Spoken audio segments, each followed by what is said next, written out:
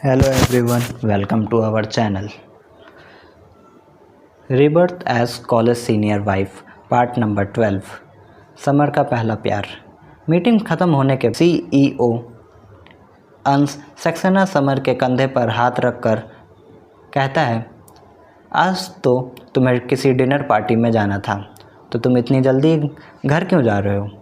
Summer का best friend होने के नाते आरुषि और समर के अलावा सिर्फ अंश ही इस कॉन्ट्रैक्ट मैरिज के बारे में जानता था।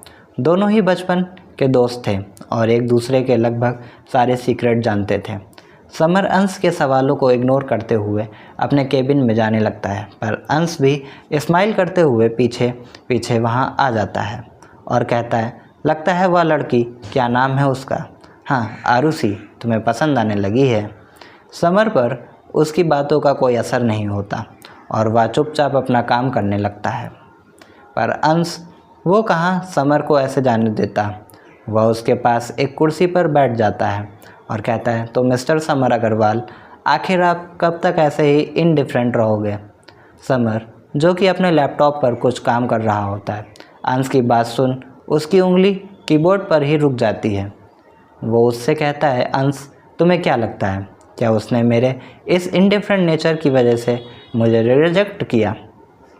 उसकी बात पर अंश थोड़ा सीरियस होकर कहता है, ऑफ कोर्स नॉट, तुम पूरी दुनिया से इनडिफरेंट हो सकते हो मगर उससे नहीं।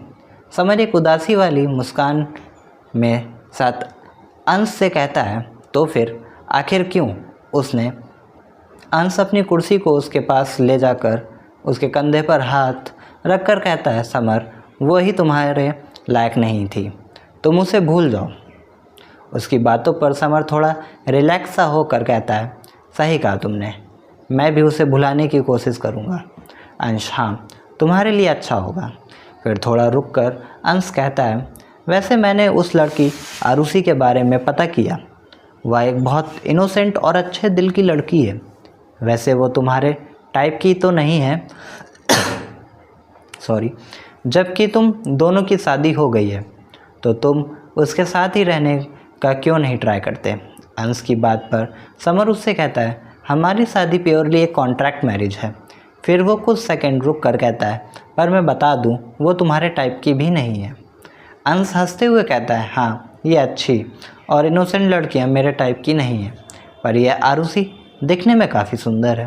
अंश, समर उसे बीच में ही रोकते हुए कहता है, अंश कहता है, ठीक है, मैं मजाक कर रहा था। पर वो अपने मन में कहता है, समर भले ही तुम्हें रियलाइज़ नहीं हो, पर तुम उसकी काफ़ी फ़िक्र करते हो। देखते हैं कब तक तुम्हारी ये फेक शायदी फेक रहेगी। जब समर घर पहुंचता है तो आरुषि पहले ही खाना बना चुकी होती है। वो दोनों साथ बैठकर खाना खा रहे होते हैं। तभी आरुषि समर से कहती है, समर जब तुम्हारा खाना खा के हो जाए तो ज़रा बर्तन धो देना। आरुषि की बात सुन समर एक पल के लिए शॉक हो जाता है। उसकी ऐसी शक्ल देखकर आरुषि उससे कहती है, मेरा पैर अभी तक पूरी तरह से ठीक नहीं हुआ है, फिर भी मैंने खाना बनाया है और घर के सारे काम किए, तो बर्तन तो तुम धो सकते हो। समर को भी आरुषि की बात सही लगती है, तो वो भी उसकी बात मानकर खाना खाने के बाद किचन में बर्तन धोने के लिए चला जाता है। सारा काम ख़त्म होने के बाद दोनों लिविंग रूम में बैठे होते हैं। तभी आरुषि समर से कहती है, समर चलो बाहर वॉक के लिए चलते हैं। वैसे भी पूरे दिन इस घर में पड़े पड़े आरुषि काफ़ी इरिटेट हो गई थी। समर भी हाँ कर देता है और वह दोनों बाहर वॉक के लिए चले जाते हैं। रास्ते में आरुषि समर से कहती है, समर जब हम घर लौटेंगे तो प्लीज़ मुझे घर की चाबी देना मत भूलना। समर हाँ करते हुए कहता है, वैसे तुम्हारा पैर पूरी तरह से ठीक नहीं हुआ है, तो ऐसी हालत में कहाँ जाना है तुम्हें? आरुषि जवाब देती है, ज़्यादा दूर नहीं, बस ऐसे ही आसपास मैं वॉक के लिए। चलते चलते वो दोनों पास के ही एक गार्डन में आ जाते हैं। इस समय वह काफ़ी चहल पहल होती है। वो दोनों वहाँ आकर एक बेंच पर बैठ जाते हैं। वो कुछ देर बैठे ही होते हैं कि तभी आरुषि समर से पूछती है, समर क्या तुम काफ़ी ओवर टाइम नहीं करते?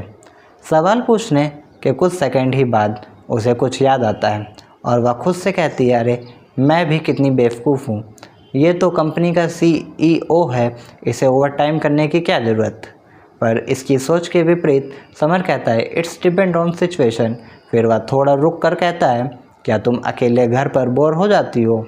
आरुषि ज़बरदस्ती से मुस्कुरा कर कहती है इट्स ऑल राइट। उसके जवाब पे समर कुछ नहीं कहता, पर आरुषि को यह पता नहीं था कि समर, जो कि अभी टाइम पर घर आ जाता है, वो कुछ वक्त पहले हर दूसरे दिन ओवर टाइम करता था और यहाँ तक कि संडे को भी काम करता था। थोड़ी देर बाद वह दोनों आपस घर चले जाते हैं। अगले दिन समर रोज़ की तरह सुबह सुबह ऑफिस चला जाता है। आरुषि भी रोज़ की तरह घर पर अकेले टीवी देख रही होती है। तभी पहली बार आरुषि का फ़ोन बजता है।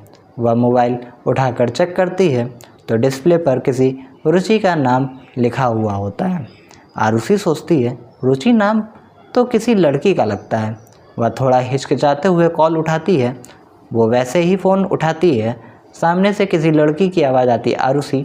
आरुषि तुरंत कहती है हाँ मैं आरुषि हूँ। आगे वह लड़की कहती है आरुषि। उसके ऐसे धमकी भरे शब्द सुन आरुषि थोड़ा डर जाती है और थोड़ी सी डरी आवाज़ में कहती है आई एम सॉरी। वो पर सामने से उस लड़की के हंसने की आवाज़ आती है हम इतने दिन नहीं मिले और तुम मुझसे यह सॉरी बोलने भी सीख गई। वैसे मैं कितने दिन से तुम्हें कॉल कर रही हूँ पर हर बार तुम्हारा फ़ोन बंद आ रहा था। आरुषि कहती है वो मैं अपना फ़ोन चार्ज करना भूल गई थी। वैसे आरुषि ने कोई झूठ नहीं कहा था क्योंकि उसने आरुषि के घर पर बात करने के बाद से इस फ़ोन का यूज़ ही नहीं किया था। वो तो इत्तेफाक से आज सुबह ही उसने इस फ़ोन का चार्ज किया और उसे यह कॉल आ गई। पर वो सामने वाली लड़की उसकी बात पर चौंक कर कहती है मैं तुम्हें इतने दिन से कॉल कर रही थी, तुम्हारा फ़ोन चार्ज ही नहीं था, मतलब तुम्हें इतने दिनों से अपने फ़ोन को यूज़ ही नहीं किया।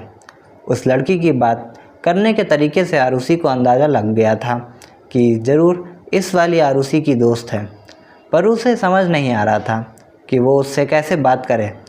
तो सोचती है क्यों ना उससे भी वही कहे जो उसने समर से कहा। आरुषि उस लड़की से कहती है वो क्या है ना, कुछ दिन पहले मेरा एक कार एक्सीडेंट हो गया था। उसकी बात सुन वो लड़की सामने से तेज़ आवाज़ से लगातार सवाल पूछना शुरू कर देती है क्या, कैसे हुआ ये सब, कैसी हो तुम, अभी ज़्यादा चोट तो नहीं आई तुम्हें। उसकी बात से ही पता चल रहा था कि वो आरुषि की कितनी फ़िक्र करती है। ज़रूर ये आरुषि की काफ़ी अच्छी दोस्त होगी। आरुषि यह सब सोच ही रही थी कि वह लड़की आगे कहती है अचानक से यह सब कुछ कैसे हो गया, क्या चल रहा है ये सब, मुझे पूरी बात सच सच बताओ। आरुषि कहती है वो एक्सीडेंट की वजह से मेरी याददाश्त चली गई है। सामने से वह लड़की दोबारा चौंकते हुए कहती है याददाश्त चली गई है, तुम्हारे कहने का मतलब क्या है, क्या तुम्हें अब कुछ भी याद नहीं। आरुषि कहती है नहीं। वह लड़की कहती है जल्दी मुझे अपना एड्रेस दो, मैं बस अभी वहाँ आ रही हूँ। जानने के लिए बने रहिए ऑफिशियल माइंड कैनवास स्टोरी पे। Please like comment share and subscribe और कमेंट में ज़रूर बताएं आप लोगों को स्टोरी कैसी लगी है। धन्यवाद। Stay connect, stay healthy.